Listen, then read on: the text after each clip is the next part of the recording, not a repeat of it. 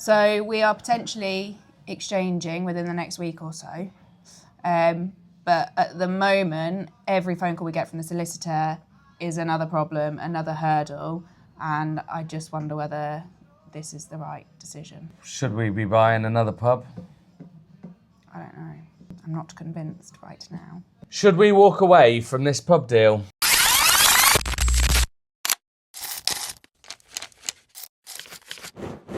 For those of you that haven't been watching the videos and don't know, me and Laura run a hospitality business called the Leagate Inn, and we're expanding, or trying to expand. And the other site is just north of Horncastle. It's the West Ashby Arms, which is just 9 miles away from where we are at the moment.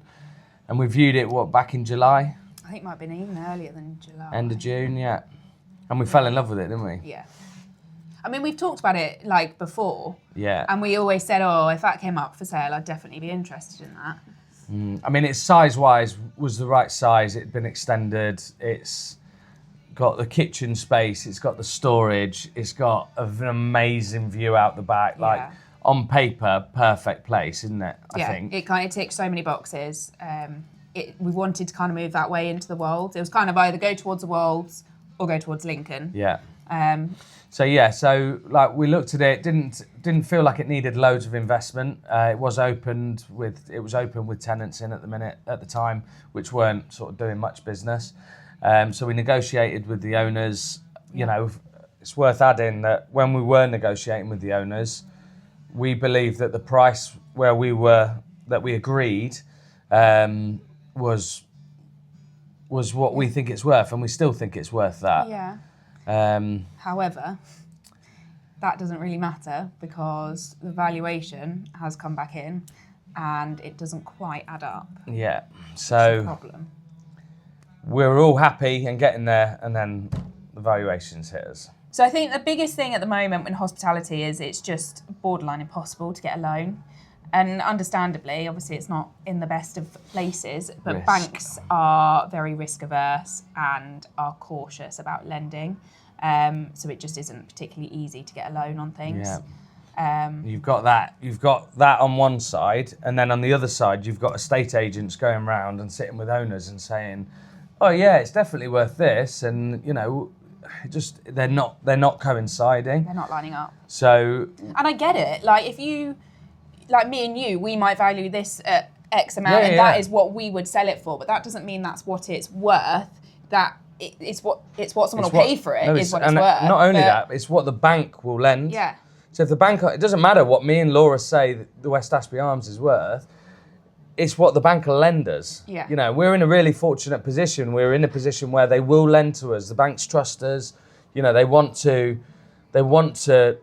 lend us the money, work with us. But unfortunately, when it comes down to the property, in terms of what's also sold in the pub industry in the local area, like it's not adding up. And I think it's frustrating because we have been trying to buy a pub for 3 years now. Yeah. And we've put offers on 3 separate establishments.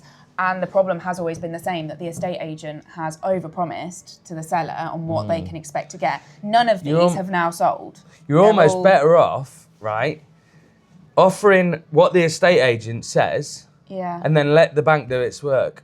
Yeah, but then you're just wasting time and money. Yeah. But I'm just saying, like that's. If the seller doesn't have, if they cannot sell that property for X amount because they need X out, there's no point going down that route. It's frustrating. Very frustrating. So, anyway, we've had a valuation. Yes. The valuation has come back with. We don't want to go into figures, but basically it's come back and they've said we value it at this amount, subject to no remedial work. So in terms of remedial work that we know for a fact without even having a survey is the roof, which God knows how much that's going to be. There's substantial damp work across the building. Yeah. There's an issue with that party wall because we can't get behind it. The problem we have is that the bank aren't going to lend as it stands with all this remedial work.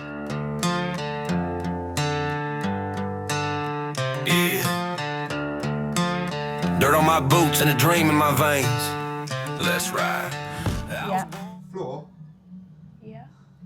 They can't move to the floor. Me or what? Are you joking? Let's have a look. You did want this finished by the 31st, didn't you? No, they're outside. You said you're getting big ones for the floor and I showed you them. I did think they were a bit bigger, in fairness. But, So what, they're like herringbone? or like, do you know what I mean? well, up and land, but it's going to take a while. Are they even floor tiles? Yeah. Well, they are. Yeah, they are. Ceramic and full They're of bigger than I thought, so that's good. 200. Definitely showed you these. Yeah, I said whatever. I just thought they were bigger than that. Oh, they'll be good herringbone. Do you want me, do you want Anne, mate? You want the main tiler in, don't you? You want the main tiler to come in? I might, but herringbone's going to take even longer because you've got to cut every single little one I down. know, yeah. That's Been going to like take that. forever. Oh, Just send them back. send it to me. Just send them back, get bigger ones. But I won't be able to get them delivered for another few days. Speak I'll to just it. go top styles and get something. I think you've ordered wall ones, babe, as well. Look. Marrakesh ones, yeah? That's, yeah, they look Is that what you pretty. wanted? How have they done them? Herringbone. Yeah, herringbone looks nice. Didn't you? Just stitch them up. I didn't know they were that small, no. So our floor tiles have been delivered. They're a little bit smaller than I anticipated, and Chris is not very happy with me. It'll take about 7 years to lay them, I think. It's not that big a bathroom. It'll be fine. It's so hard. And you want I will herringbone. I will ring them and see if they can deliver the bigger ones. But if not, you better get to work. Back to the Ashby.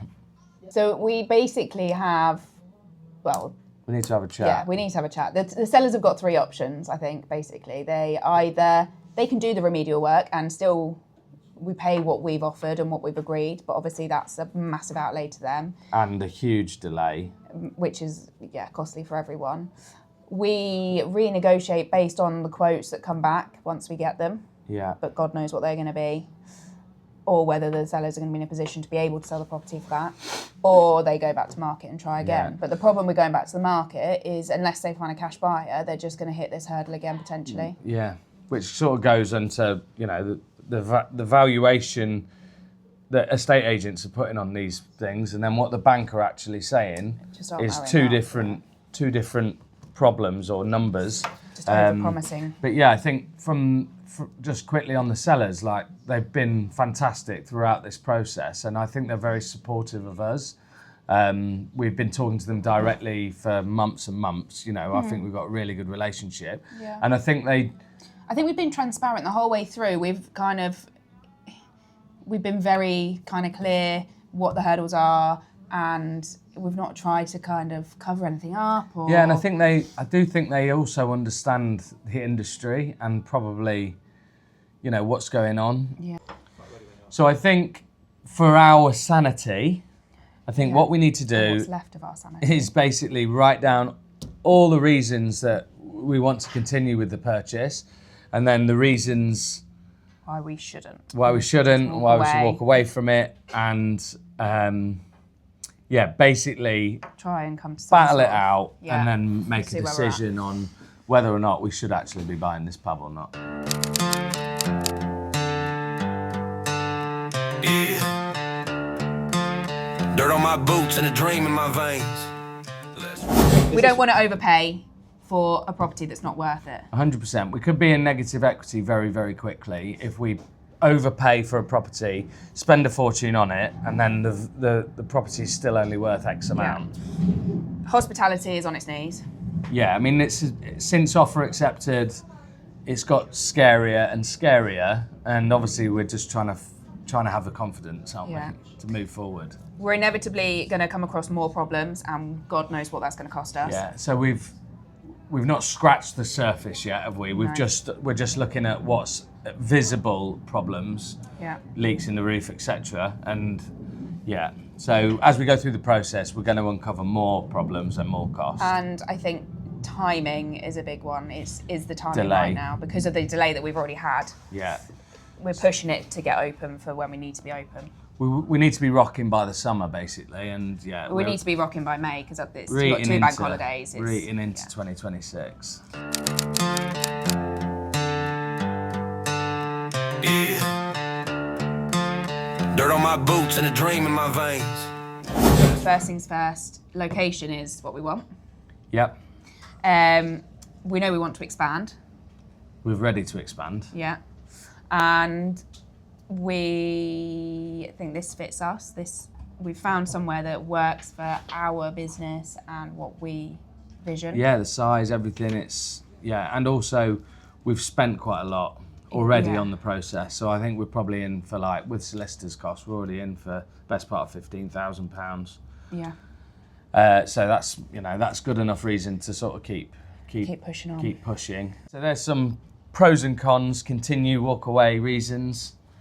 I think we need to battle these out, to be honest. I think probably we need to go away, we need to sleep on it, we need to have a conversation with the vendors, and need to have an unemotional conversation about whether it's actually a financially sensible decision, as opposed to we love it, we want to, we should do it. We need to maybe go take a step back and decide whether or not it's a financially sensible thing to do at this moment in time with this particular place. Yeah. We've obviously got some serious conversations to have with the owners, so we're going to need to do a part 2, unfortunately, on this video. Yeah. We're pretty serious about it, but we also need to be making sure that we're making the right decisions for us and the business. Definitely. We might drop the part 2 on like a Wednesday or something like that. So yeah, like and subscribe to the channel, and we've all got our fingers crossed. Fingers and toes. Back roads race, some big soul, bonfire burning where the wild things go.